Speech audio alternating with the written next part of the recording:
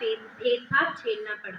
उन्होंने बॉम्बे यूनिवर्सिटी से इकोनॉमिक्स वह पॉलिटिकल साइंस की डिग्री ली थी और एमए करने के लिए वह अमेरिका गए थे। उस समय वह सिर्फ 22 साल के थे। दलित होने के कारण उन्हें पढ़ाई में कई दिक्कतें आई। उन्होंने कई सारे अवसर नहीं प्राप्त किए, परंतु अभी तो हम जानते ही हैं कि उनके पास कितनी सारी डिग्री थी और वह संविधान के निर्माणक थे। हम सब जानते हैं कि बाबा साहेब अम्बेडकर सिर्फ संविधान के निर्माणक नहीं है, परंतु उन्होंने दलितों के हक के लिए भी बहुत कुछ किया है। उन्होंने उनको उनका हक दिलाने के लिए बौद्ध आंदोलन जैसे आंदोलनों को भी प्रेरित किया है। और आखिर में 26 नवंबर 1939 को संविधान सभा संविधान के उस प्रारूप को स्वीकार किया जिसे डॉक्टर भीमराव अंबेडकर की अध्यक्षता में ड्राफ्टिंग कम्युनिटी ने तैयार किया था। इसी रूप में संविधान 26 जनवरी 1950 में लागू किया गया और भारत एक गणराज्य बन गया। तो अब मैं आपसे इस भीमराव अंबेडकर के जीवन से संबंधित कुछ प्रश्न पूछने वाली हूँ। तो सबसे पहला प्रश्न है कक्षा 1 और 2 के, तो आपको ही जवाब देना। बी.आर. अंबेडकर का पूरा नाम क्या था? Doctor Bhimrao Ambedkar.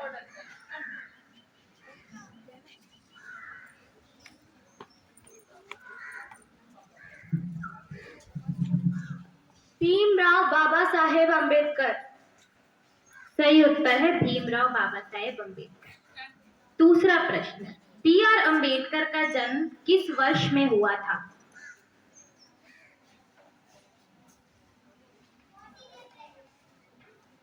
Come forward. Start the date, which year?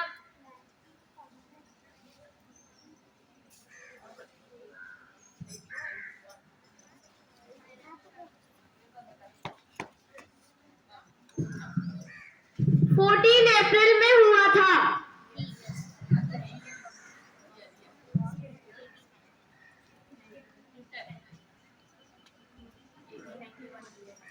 1891 year.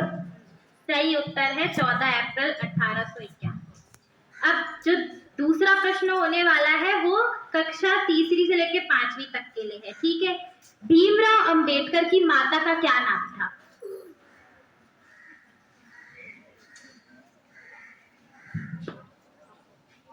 मैं अपना क्वेश्चन वापस दोहराती हूँ। भीमराव अंबेडकर की माता का क्या नाम था? इसका सही उत्तर अप्रैल है। नहीं, मैं तुम्हारे जन्मदिन की बात नहीं कर रही, मैं तो हमारे भारतीय संविधान के जनक की बात कर रही हूँ। तो तुम्हारा तात्पर्य डॉक्टर भीमराव अंबेडकर जी से है। हाँ, बिल्कुल सही कहा।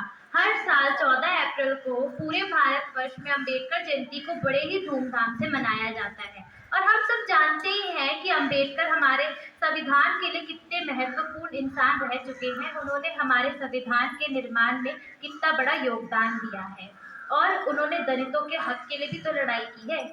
तो इस साल हम डॉक्टर अंबेडकर जी की 132वीं जयंती की वर्षगांठ मना रहे हैं। उन्होंने बौद्ध आंदोलन को प्रेरित किया और वो एक समाज सुधारक भी रहे हैं। तुम मुझे कुछ और बताओ अंबेडकर जयंती के बारे में। हर वर्ष अंबेडकर जयंती के दिन माना कि 14 अप्रैल को उनके अनुयायी दीक्षा भूमि और चैतन्य भूमि में जाकर उनको सम्मान समर्पित करते हैं। तो आइए आज अंबेडकर जी को हम शत प्रणाम नमन करते हैं। तो अब हमारे कुछ दोस्त आपको अंबेडकर जी की जीवन शैली के बारे में बताएंगे। धन्यवाद।